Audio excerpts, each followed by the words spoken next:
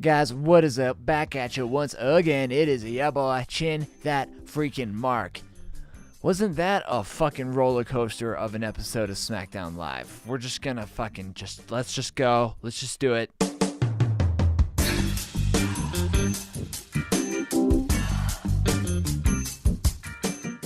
Alrighty guys, so opening up this here episode of SmackDown Live, we have the New Day coming out, talking about, how they've been really thinking about things, and they're making it sound like they're gonna walk out on the WWE, and I didn't buy this for a minute. I get where they were coming from here. They're trying to use the leverage because of what's been going down for Kofi, but personally wasn't buying it for a fucking second. And they call out the man himself, Vince McMizzle. They get him for sure, but also immediately followed by Daniel Bryan and Eric Rowan.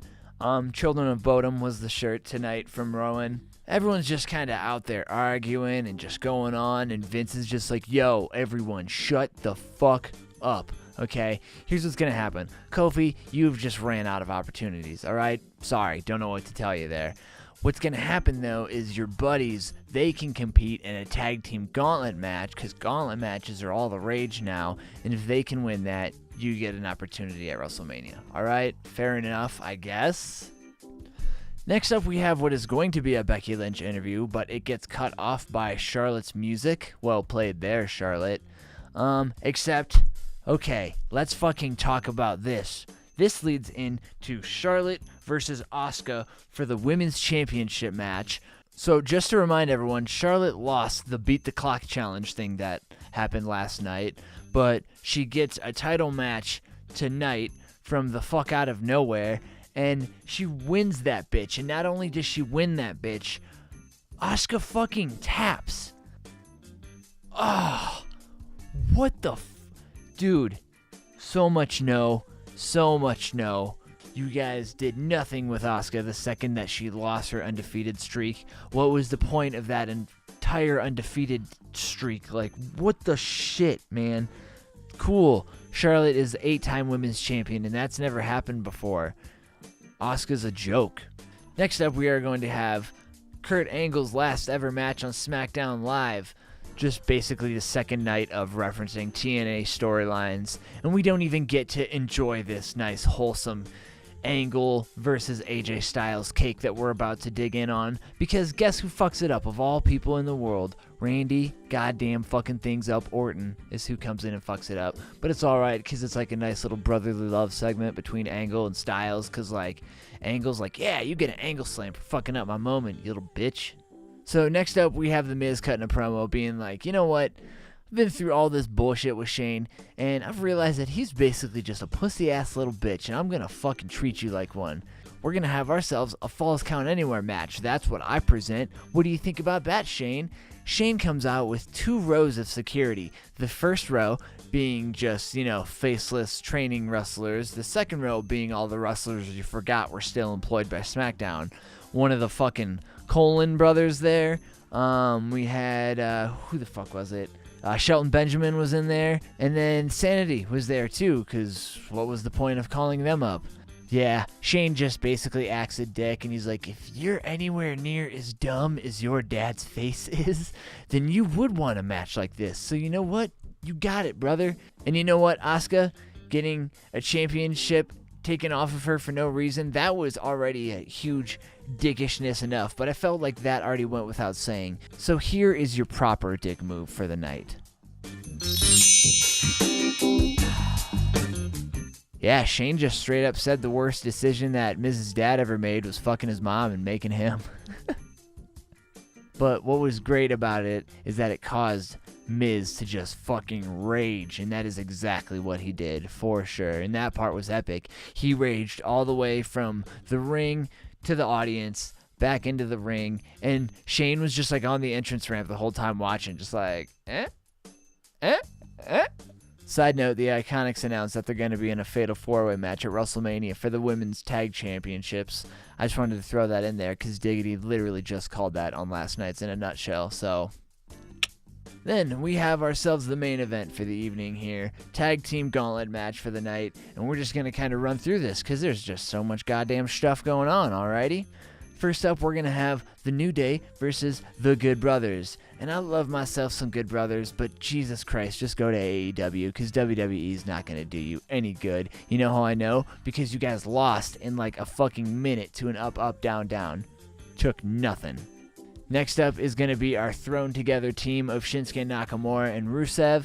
And this is also around the time where we see that in relation to when it happened to Kofi Kingston. Now, Kofi is the one backstage with like the group of superstars who are just watching this match unfold. It was more of a challenge than the first match was, but it was another up, up, down, down for the win. Not really for a win. It was like to eliminate and move on to the next team. Next up is going to be The Bar versus The New Day. Obviously, they're still in this bitch. And it's just, you know, a good old-fashioned New Day versus The Bar match. Like, we've never seen one of those. And it ends like I feel like a lot of those matches have ended in the past, and that's with a roll-up. Bar did not take that too well at all. So much so that they felt the need to put Big E through a table. Come on, guys. That was a little uncalled for. I love what happened next here, though, because the Usos come out. And the second that I hear that it's the Usos, I was like, oh, okay, it's their boys. Like, this would be really weird right now if they just started to act like super heelish. And exactly what I was hoping was going to happen happened.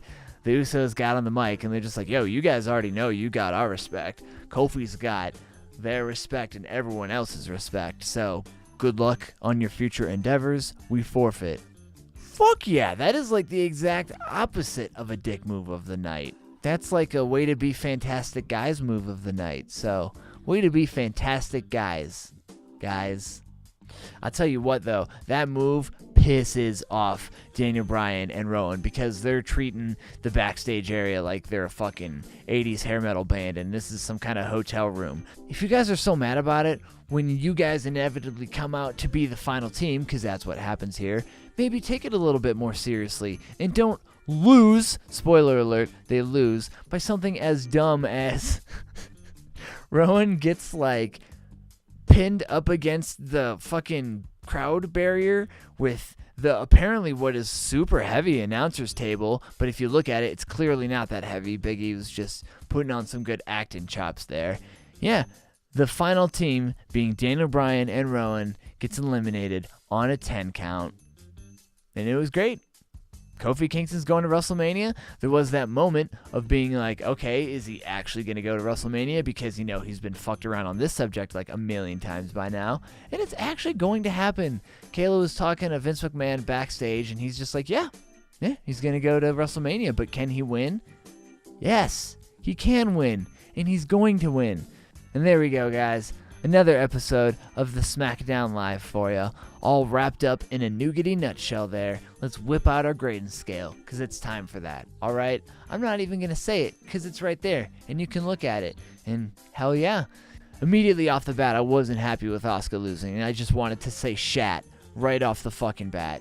That wouldn't be too professional of me, though, because that would just be my bias showing. So I'm going to say Dees. I'm going to say Dees. This was on the verge of being crap graps. My immature side wanted to say shat, but here's the reasoning, alright? Kofi Kingston finally got his comeuppance. The entire locker room comes out to be like, yay, Kofi! And it was like a good, happy moment finally. Alrighty, guys. Again, that was a roller coaster ride of an episode of SmackDown Live. But we're building up to WrestleMania, and I guess things like that have to happen along the way, right? So, once again, it has been your boy, Chin That Freakin Mark. Slightly frustrated at watching the graps, but you know what? It is what it is. These things happen sometimes. Hopefully it leads to good things. But is Asuka even going to have a match at WrestleMania now?